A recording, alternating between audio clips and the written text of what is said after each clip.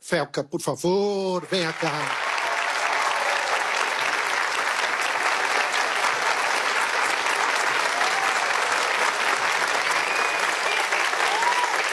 Muito obrigado, Felca. Sente-se aqui.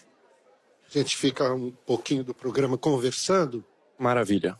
Há quanto tempo você, pelo que eu li, você aos 12 anos de idade resolveu ser um protagonista na internet, mas daí seus pais falaram não, é isso? Começou assim. Com 12 anos de idade, eu comecei a produzir conteúdo, mas naquela época eu era criança, não sabia nada das coisas, como que funciona, né? E naquele momento, eu contei para meus pais, e meus pais falaram: muito bacana o que você está fazendo, apoio, mas ainda é muito cedo. Eu acho que tem que esperar um pouquinho de tempo mais, você amadurecer. Esse ambiente que você está entrando, talvez você não entenda tudo. Na minha cabeça de criança, pré-adolescente ali, eu fiquei... não entendi, fiquei meio revoltado por um tempo. Nossa, por que meus pais estão me proibindo? Hoje, quando eu olho para trás, eu entendo muito bem e eu agradeço meus pais. E aí você voltou com que idade a produzir? Com Felca, que é o canal que eu cresci na internet, que eu fiquei conhecido, foi em 2019 que eu publiquei o primeiro vídeo. Publiquei o primeiro vídeo, era vídeos de humor, um tom bastante humorístico, mas tinha já um tonzinho de crítica. Eu sempre gosto de colocar... Hoje meus vídeos são muito críticos, e com muito humor também, e eu sempre gosto de colocar crítica inserida no humor. E tem funcionado. Aos poucos, meus vídeos têm ficado mais críticos, ainda mantenho humor, mas têm ficado mais críticos. E hoje eu tô aí, né? Agora, hoje, houve uma explosão, não é? De visualizações, de compartilhamentos.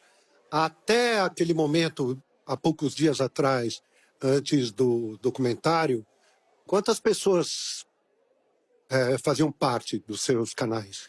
Eu tinha...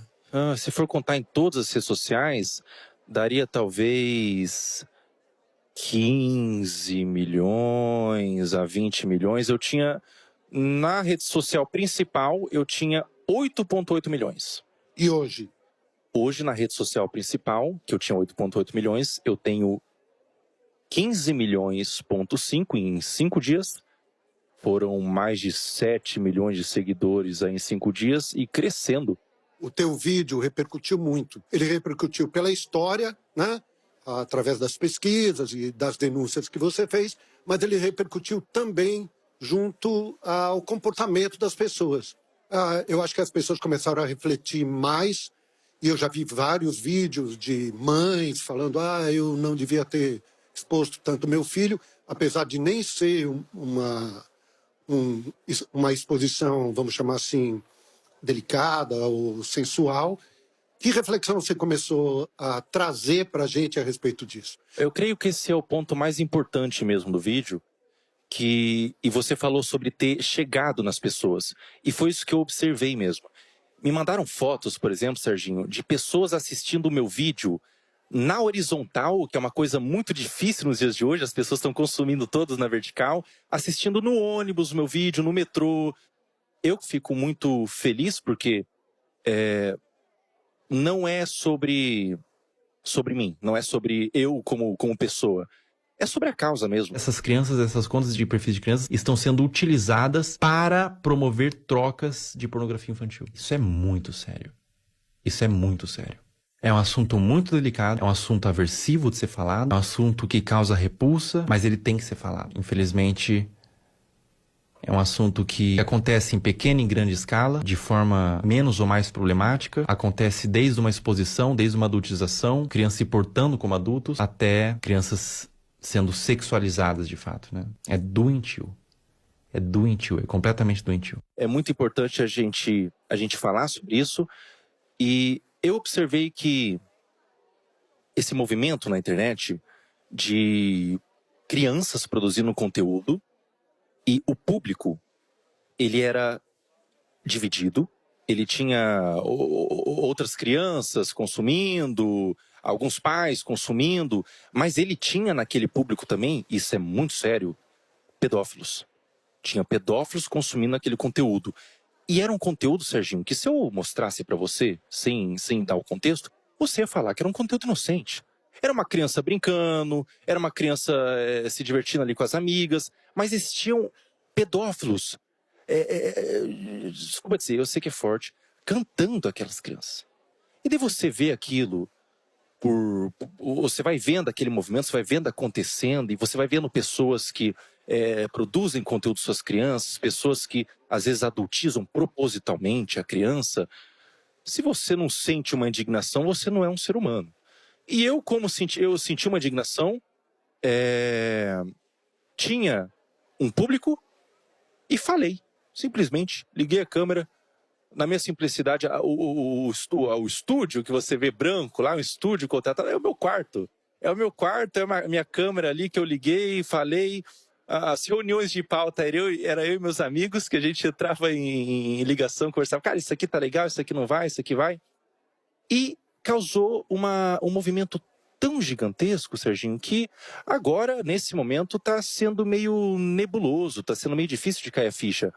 Mas é um convite para as pessoas que estão assistindo, todo mundo que está aqui na plateia, é um convite para vocês entenderem que vocês têm voz. Existe um poder nas pessoas. Você vê algo que está errado e falar, denunciar, na sua simplicidade. As pessoas ouvem. Existe bondade no mundo. Mas e o consumo? Consumo direto consumo. De crianças e adolescentes frente à tela. O consumo ele tem que ser, na minha opinião, supervisionado. O pai tem que supervisionar o que a criança consome na internet, porque é muito fácil é muito fácil, o algoritmo mesmo é trabalhado para isso. É muito fácil a criança sair de uma animação divertida, que ela se diverte, para um conteúdo não apropriado. É muito fácil isso acontecer. É um movimento que acontece muitas vezes. E se você, enquanto pai, tiver a capacidade de supervisionar o seu filho com 10, 11, 12 anos, ele pode consumir de forma moderada, na minha opinião, mas se você não tem a capacidade, se você não consegue ser um pai presente, se você trabalha muito, às vezes tem muitas ocupações e tudo mais, na minha opinião, bloqueio. E uma outra coisa não sobre consumo, Serginho, é sobre produção de conteúdo. Criança não tem que produzir conteúdo na internet. Não tem. A internet é um ambiente... todo mundo que está aqui sabe que a exposição não é algo fácil de lidar. A exposição vem com críticas, vem com pessoas comentando sobre você, comentando sobre aparência, vem com às vezes, um assédio, e a criança não está preparada para receber qualquer tipo dessas coisas. Então, criança não deve produzir conteúdo na internet. Internet é um ambiente para adultos. Muito bem. Tem alguém que gostaria de fazer perguntas aqui? Você aqui, vamos começar. Como é seu nome? Tudo bem? bem? Mais para ver sua opinião, assim, porque a gente sabe que isso não é de hoje. Não começou a postar os vídeos, principalmente do caso que você falou no vídeo, não começou esse ano, já é de muito tempo. Por que você acha que demorou tanto para tomar essa proporção, para as pessoas começarem a prestar atenção nisso? Essa é uma pergunta boa, Ana. Eu acho que existiam muitas pessoas falando sobre, já era uma coisa bem pública, assim, era relatado. Eu acho que talvez faltou uma mobilização mais numerosa mesmo. Eu acho que foi uma questão de alcance que atingiu. E o alcance vem quando uma pessoa decide. Eu acho que não vem quando a pessoa tem muita autoridade ou qualquer coisa do tipo. Eu acho que o alcance vem quando a pessoa decide reunir informações importantes desde o cerne da questão. Então, reunir provas, pesquisar, denunciar. Quando ela faz ela reúne informações em um vídeo que seja também fácil de consumir, porque muitas pessoas fazem vídeos, falam sobre, mas não querem se envolver. Elas falam de forma meio assim, direta, comentam só para ganhar alguma coisinha em troca. Quando a pessoa decide colocar a cara mesmo, não é sobre a autoridade da pessoa, é talvez sobre o ímpeto de realmente querer causar uma mudança. Eu acho que tem a ver com isso. Com isso. Quem mais, por favor? Aqui, você. Fala, garoto. Como é seu nome? Opa, prazer. Meu nome é Lucas.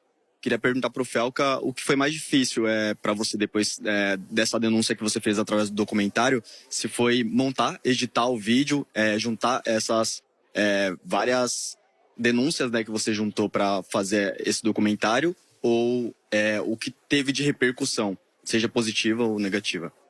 Com certeza o que foi mais difícil foi reunir essas informações.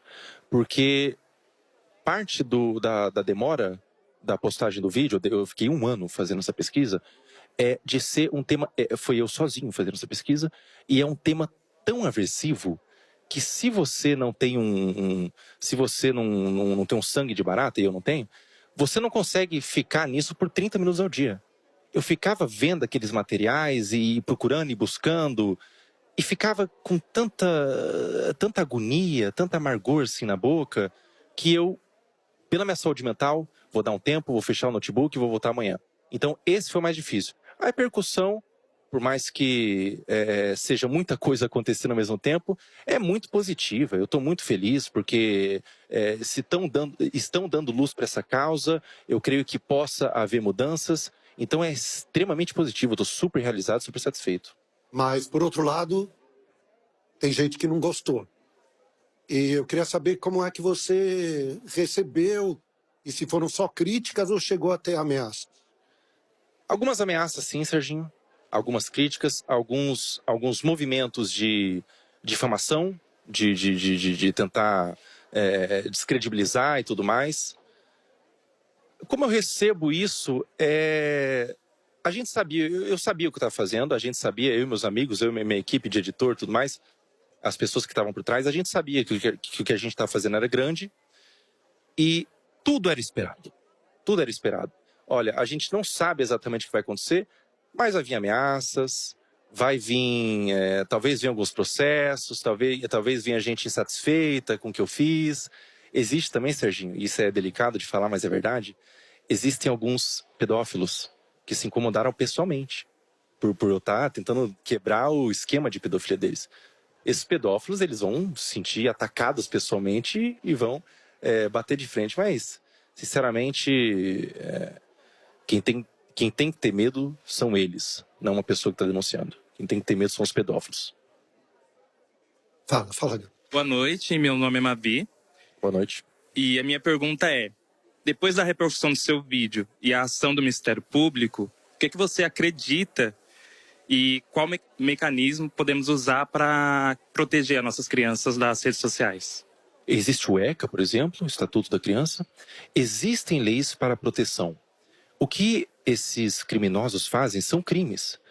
Então, eu acho que o melhor movimento, a melhor iniciativa é a iniciativa do indivíduo de denunciar, de ir atrás, de procurar, reunir provas, pesquisas e denunciar o que está vendo na internet.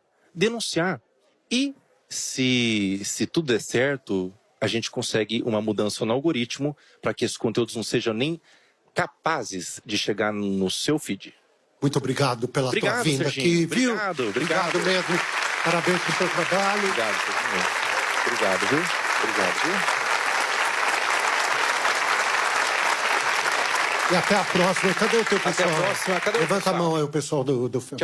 Tchau, Paola. Tchau, Fábio. Tchau, Caco. Glória. Acho que as pessoas estão muito impressionadas com a altura dele também. Quando ele entrou... E olha que eu tenho Pega esse quadro. 1,80m. Pega esse quadro. Não, eu tenho 1,80m. Tá baixinho, Sim. Serginho. Você tá muito baixinho. Obrigado, aplausos aqui. Obrigadão, por favor. obrigado.